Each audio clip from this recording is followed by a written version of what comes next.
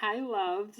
So I wanted to come on here tonight. It's actually been a super long day, but I wanted to come on here and talk about a topic that I think will really help a lot of freight brokers that are starting in the industry or freight agents.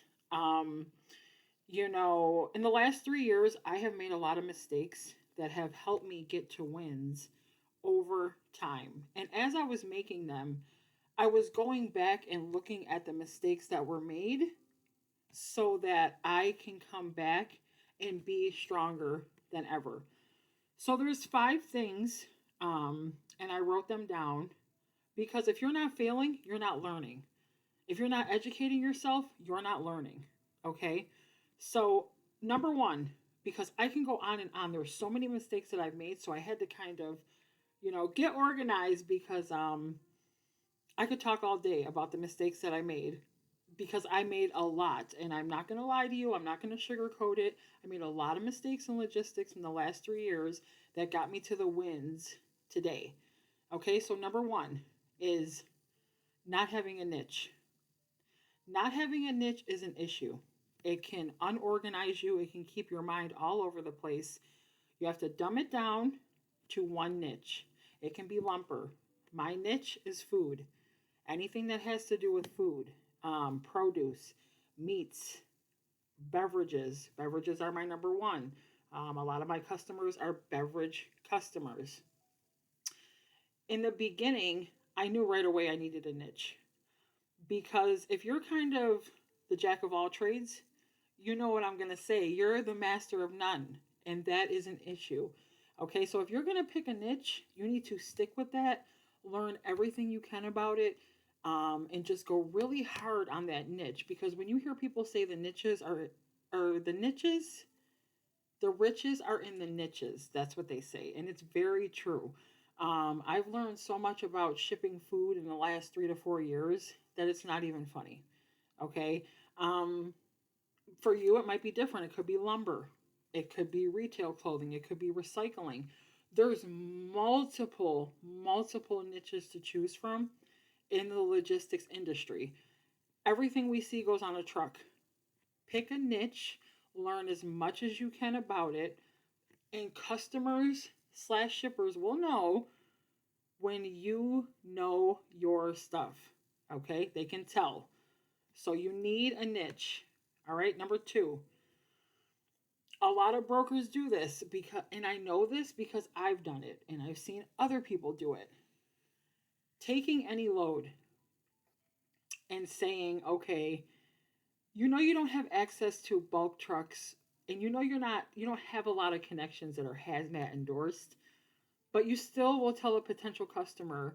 One time I had a customer ask me, I was just starting my career, can you get access to 60 hazmat tankers? And I said, yes. And knowing that I could never fulfill that need because I do not specialize in hazmats. Like I said, I specialize in food, and a lot of the times that is either refrigerated trucks or dry van. Very rarely is it a hazmat or a tanker. That could be the situation, but taking any load, that was a really big downfall for me. In the beginning, you're desperate, okay? You have to get out of that mindset, that desperate mindset of, oh, yeah, I have access to 250 dry vans. Yeah, no worries. And you are still utilizing the load board. You don't have a list of carriers that you're connecting and partnering with. So it's easy just to say, yeah, absolutely, I can do it. Please be careful with those kinds of situations because they can bury you. Okay? If you want to do this humbly and you want to do this honestly, just say, listen, I might have to point you in another direction to a colleague, or I can try to help you with at least 5 out of the 60. Just be honest. Be honest because shippers understand, but they also know when you're not telling the truth. They can smell that, and be careful when you overcommit and underdeliver. Overcommitting and underdelivering. You want it to be straightforward so that that does not happen to you. Okay, do not tell somebody you can fulfill a need that they have, and in reality, you know when you go to bed tonight that you cannot fulfill that need. Okay, so be careful with that. Number three, only moving full truckload. I was so scared of LTL, and now I understand why. Here's why. I didn't have the partners that I needed in order to properly rate an LTL load.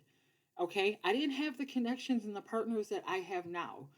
So now I utilize at least 4 LTL providers who cover the entire map.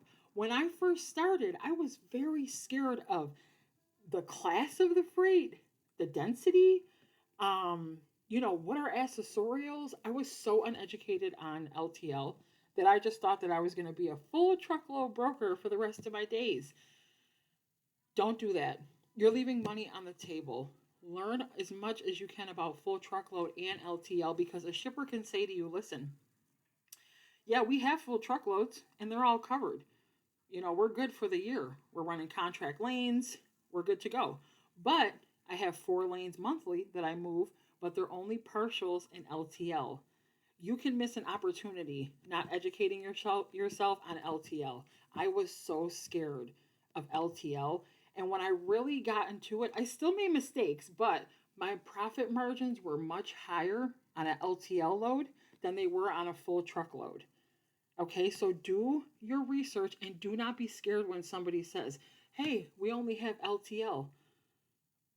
The last 5 carriers that they had on an LTL load could have dropped the ball because situations like this happen. I have a local manufacturer here in Buffalo, New York. Um, Someone abandoned his shipments and he reached out to me via email and he says, hey, Deb, can you rescue this? If he would have asked me that a year ago, I could not have rescued that shipment. I didn't have the partners or the connection to do so. Okay? But this was recently last week. I have the connections, I have the stability, I have the strong partners, I have the capacity to get him out of that situation. Okay? That is very, very important. Do not skip around LTL because it scares you. Do it anyways. Learn all you can because really logistics is about education. You have to take it all in. Everybody has different stories, different situations, and on top of that, you're learning from your own dynamic and what you're going through as a broker. Okay? So that is okay, but don't just be a full truckload broker. Be an LTL broker as well. You do not have to be afraid to move partial loads. All right? You got this totally under control. Um, Number 4 actually ties into number 2, but it's lying about what you know. Okay. Um, I heard a saying that said you need to be like a toddler when you're on the phone with these potential customers, and what you need to be doing is asking why over and over again, because that gives you the education that you need. We watch a lot of videos from other brokers, other drivers. We rarely see videos from shippers. Okay? You need to drill into their brain as many questions as you can so you can figure out why their operations are the way that they are and what kind of help they need. Do not lie about what you know. They will smell the fear. Even when you have a customer, okay, and you say, oh, the transmission blew on the truck, but really your driver fell asleep in the cab and he missed that appointment. You have to be honest. When you're running a business, you have to bite the bullet, okay? And these are things that I've learned. Sometimes there's going to be more losses than wins. Other times there's going to be more wins than losses. But you cannot run around lying to shippers, carriers. You stand on your own 2 feet, and when you need somebody, they're going to remember a situation where you were not truthful. Trust me, shippers can smell it. They can smell the fear, okay, and the lies.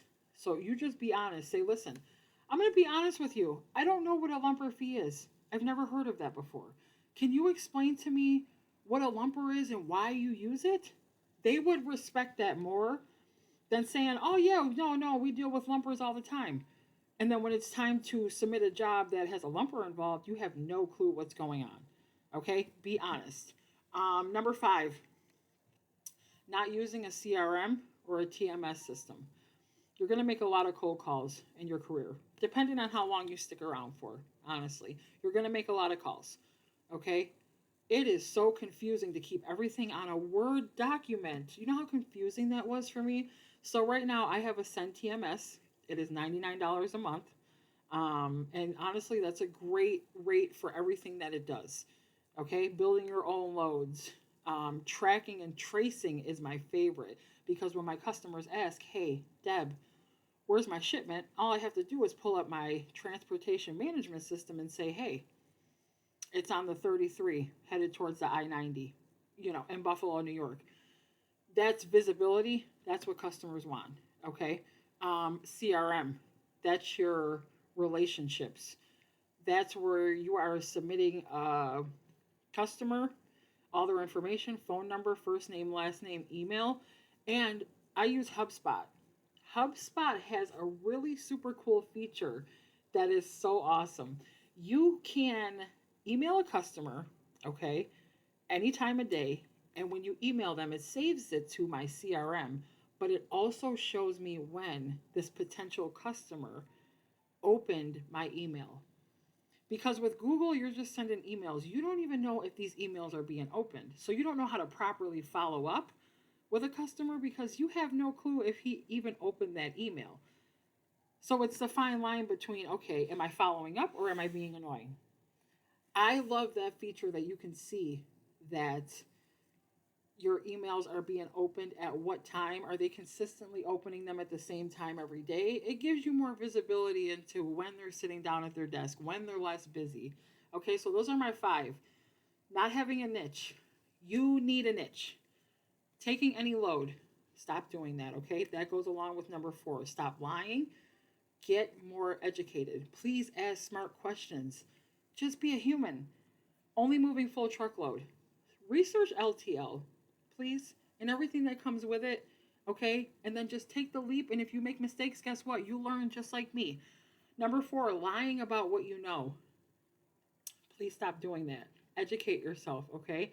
You will have way more solid customers if you are truthful, okay? Also, number 5, not using a CRM, which keeps you organized, or a TMS system, which also gives you visibility, keeps you organized. Those are the 5 things, and I can go on and on and on, but those are the most important before I close out this night.